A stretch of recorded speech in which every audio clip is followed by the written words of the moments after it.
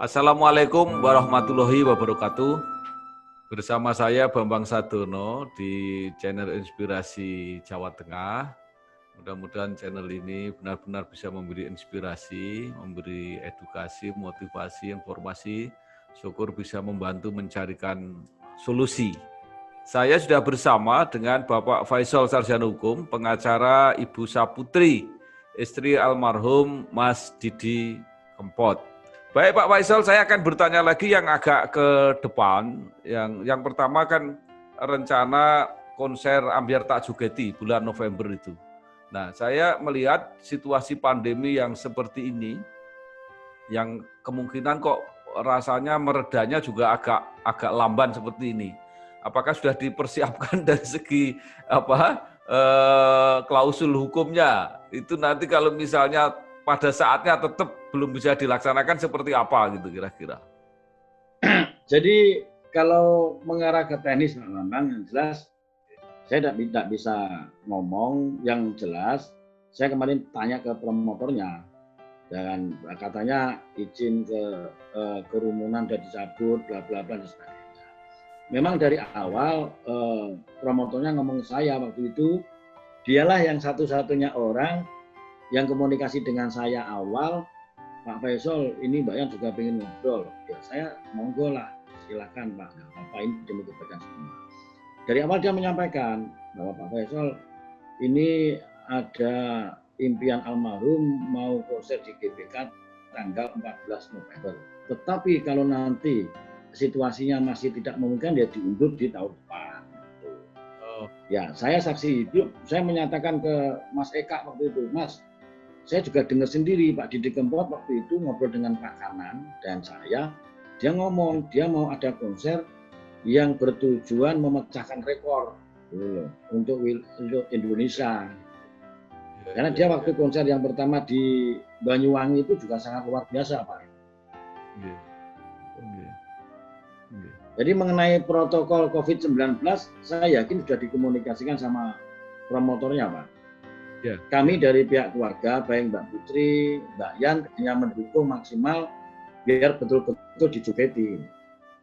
Ya. Jadi kalau begitu posisi keluarga apa Pak? Apa ya sebagai pihak yang mendukung itu atau ada kerjasama? Jadi ada bagi hasil dan sebagainya gitu. Jadi posisinya sebagai apa Pak? Jadi ini. Untuk kegiatan itu, awal itu kan sudah ada kontrak antara GK Manajemen dengan promotor Mas Eka itu. Nah, kami sebagai pihak dari almarhum ya mendukung ya sudah terjadi kan Pak, dan harus, karena ini bukan masalah kontrak nilainya bagaimana enggak, tapi kami punya cita-cita juga bahwa ini amanah almarhum, bahwa dia sangat mengimpikan konser di GBK itu berhasil dan sukses. Lalu Pak Faisal, apa kira-kira masalah-masalah hukum yang masih akan diantisipasi ya? Misalnya yang berkaitan dengan nanti masalah-masalah bisnis ke depan, siapa nanti yang menangani misalnya. Kemudian hak cipta, royalti yang ditinggalkan oleh almarhum, itu kira-kira pengurusannya seperti apa itu?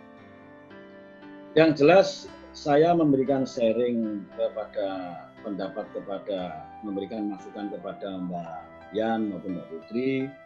Kuncinya bahwa berkaitan dengan lagu itu kan di hak cipta kan Pak. Ya makanya kemarin Mbak Yan juga ngelis, Mbak Putri juga ngelis, kira-kira kita hak ciptakan dulu lagu ini, berapa yang kita hak ciptakan dan nanti terus gitu. Sehingga kalau nanti sudah ada hak cipta, saya juga kurang begitu paham, jadi sehingga kalau orang mengcover atau apapun tidak bisa. Kalaupun bisa pasti masuknya tetap ke hak cipta itu untuk sharing profitnya gitu.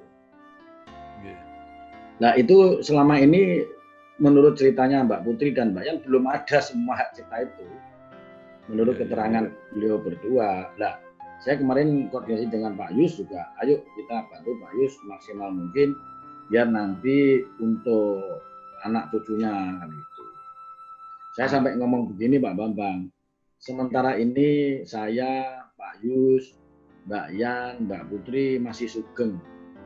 tapi nanti di 30 tahun lagi kan jadi problem kan Pak. Jadi prinsip saya sebagai manusia harus berbuat baik kepada manusia.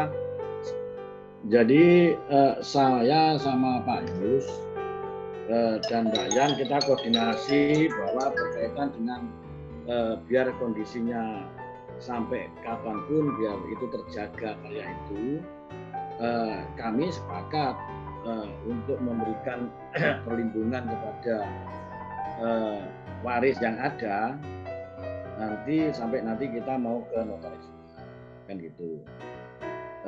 Saya sampaikan bahwa saat ini saya, Pak Gus, Mbak Yan, Mbak Putri masih sugeng, masih hidup. Tapi kan kita 30 tahun lagi kondisi anak-anaknya bagaimana kan kita nggak tahu Pak.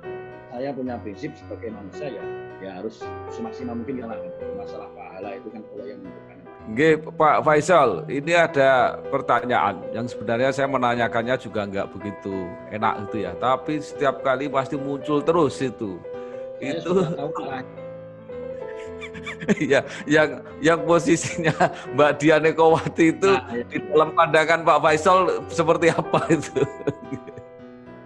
Jadi gini, kalau kita sharing sambil ngopi, pandangan saya secara pribadi mungkin ya pribadi lah ya, tanda kutip pribadi ya. Itu kan monggo kan itu aja. Cuma kalau saya posisi sekarang ini menjadi kuasa hukumnya Mbak Putri dan sepakat dengan Mbak Yan, saya sampaikan Mbak Putri itu dengan Mbak Yan saja, itu kenal ya, tapi hubungan sejauh apa antara Mbak Yan dengan almarhum Mbak Putri nggak tahu, dengan Mbak Yan saja nggak tahu sampai beliau meninggal, apalagi dengan orang lain. Itu yang pertama dari pihak keluarga.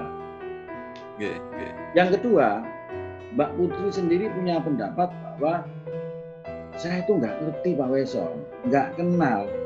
Dan nanti kalau ada media atau siapapun ya coba suruh tanya sana, suruh tanya ke yang sampean sebut, suruh tanya aja ke sana Pak Faisal nanti gimana kan. Memang saya nggak kenal benar gitu. Tetapi ada jiwa besar Mbak Putri berprinsip bahwa kalau orang silaturahmi monggo-monggo saja, gitu loh. Bahkan yang dulu katanya mohon maaf yang sampean sebut tadi ada keturunan datang juga ke Ngawi dulu, pernah datang juga ke Ngawi, ke makam itu. Ini semua kan demi kepentingan bersama, artinya bersama kepentingan Mbak Putri maupun kepentingan Mbak Yan, menjelaskan kepada masyarakat seperti ini loh. Jangan sampai ada isu-isu ini rebutan ini kan. Jadi nawaitunya adalah kebaikan semua. Saya tekankan dan kebetulan alhamdulillah Pak Yusroni juga orangnya sangat bijak, baik banget. Ya komunikasi kita ya apalagi yang memang tidak ada masalah dan tidak perlu dipermasalahkan Pak. Ya sudahlah baik-baik saja lah. Tinggal nanti justru kita mengawal sisi hukum untuk melindungi mereka ini di kemudian hari. Baik Pak Faisal, saya kira penjelasannya ya secara hukum clear lah ya. Jadi tapi secara sosial ya mungkin mohon bisa sama-sama kita jagalah, jangan sampai saling melukai gitu kira-kira itu. Tapi saya kira saya terima kasih Pak Faisal, mungkin lain kali kita komunikasi kembali ya. Sekali lagi saya ingin menyampaikan selamat, tugas penjenengan sebagai penasihat hukum sudah berjalan dengan bagus sehingga ke depan kelihatannya lebih baik, lebih bermanfaat untuk orang banyak. Matur nuwun. Wassalamualaikum warahmatullahi wabarakatuh.